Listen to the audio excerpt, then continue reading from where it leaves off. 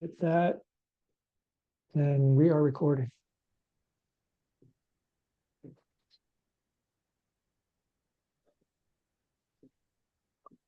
Hello, everyone. Welcome to the Q2 second quarter 2025 update for Maplecrest Square Apartments. Today is July 24th, approximately 3 p.m. Eastern, maybe a little bit after. The agenda will consist of the following: update on the potential sale, then we'll move on to financials, the business plan, and occupancy, and we'll also touch on reserves and account balances as we normally do. Tom will provide his market update, and then we'll take any questions at the end of this and/or field them later on after you have watched the recording.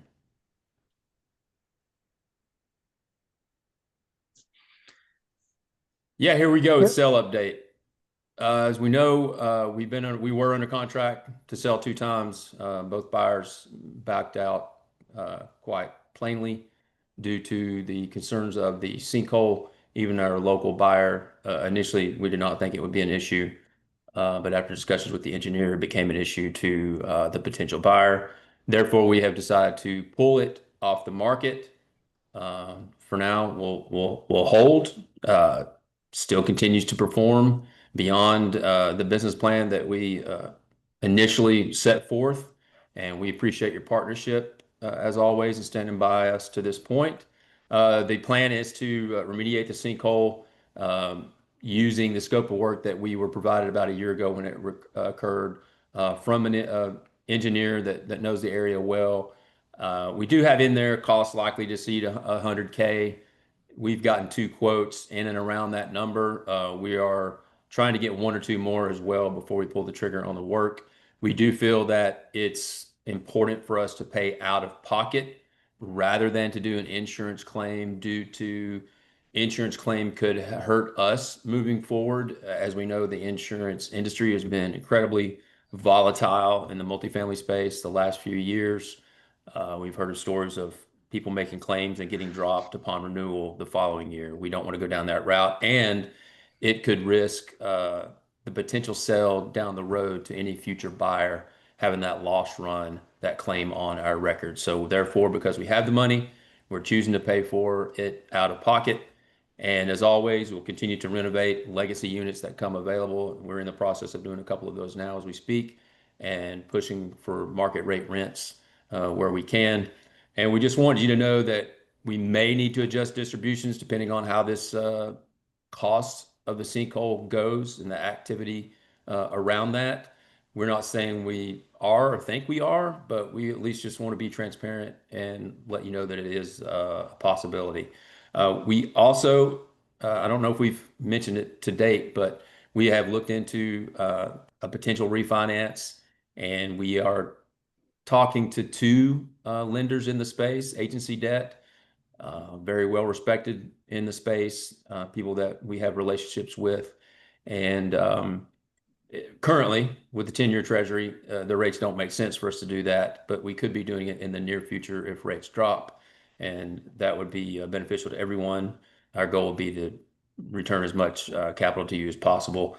But having said that, 3.5% interest rate in today's times and economy, you cannot beat. So we still have, if I'm not mistaken, someone could correct me if I'm wrong, 5 years left on our term. It was an 8-year term when we bought the property. Yeah, we got about 4.5 years or so. Okay. Little less. Thank you, Tom. So, and with the potential of a refi, the monthly distribution could be eliminated, but we would hope to be able to still distribute to some degree. If you get all your money back, that could be a different sentiment. But that's the latest from the sale and business plan moving forward. I'll turn it over to George with this slide. Thank you, Darren.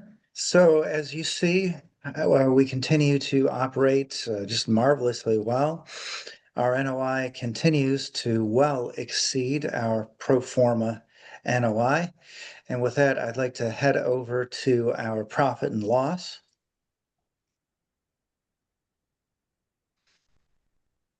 So again, just more evidence of great operations, operating income coming in higher than the first quarter. And as usual, an extraordinarily low expense ratio. This will be very valuable to us when we do finally come to the point of selling or refinancing. Either way, I think this will support some very good return of capital when the time comes.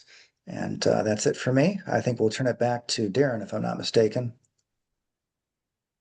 Current snapshot of the rent roll as of 2 days ago. 3 vacant. We are, correct me if I'm wrong, gentlemen, I believe we're doing a version. Well, one has been completed, and we were trying to push market rates a little bit higher. We're not able to achieve that, so we're slowly bringing that rate back down to see where we can get bites. And I believe we're working on the other 2 as we speak. And then you see the economic occupancy at 85.9%. So total delinquency of 1590. That's really good overall. And bank account balances speak for themselves.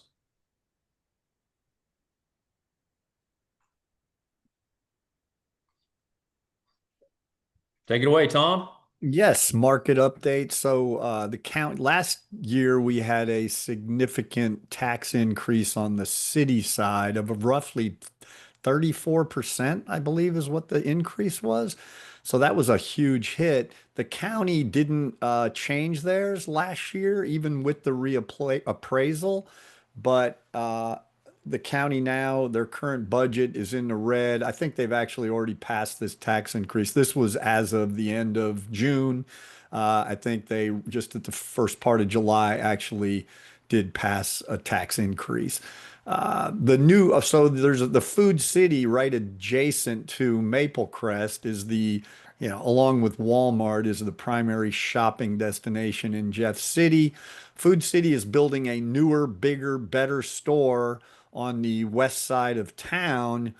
And so, what that building right next to our property turns into, we don't know. They own it and they're not going to let anybody put another grocery store in there, I'm pretty darn sure. But there's been some issues with the egress into this new proposed Food City, which has kind of slowed down, I think, that development, but it is moving along. So that's something to just keep an eye on. This is just a general note that the Tennessee unemployment rate is about 3.5. It's been fairly constant.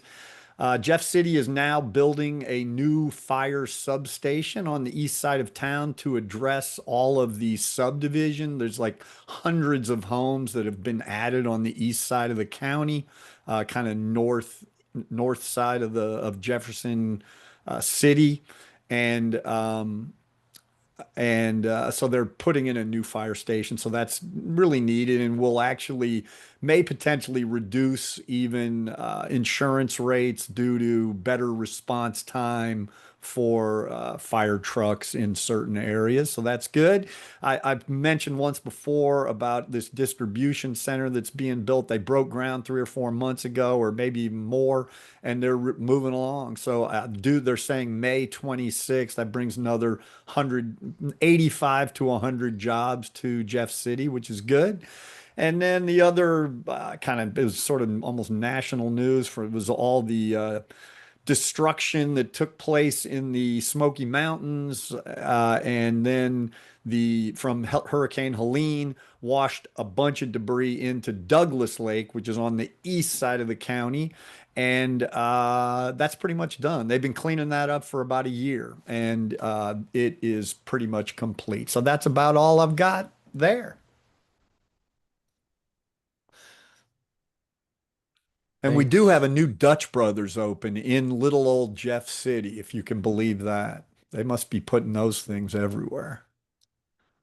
Good to know. Good to know. All right, everyone, we appreciate you joining us or viewing this sometime in the future. Please feel free to reach out to any and all of us, email, call with any questions that you may have. And as always, we are incredibly grateful for your partnership. Thank you, everyone. Thanks.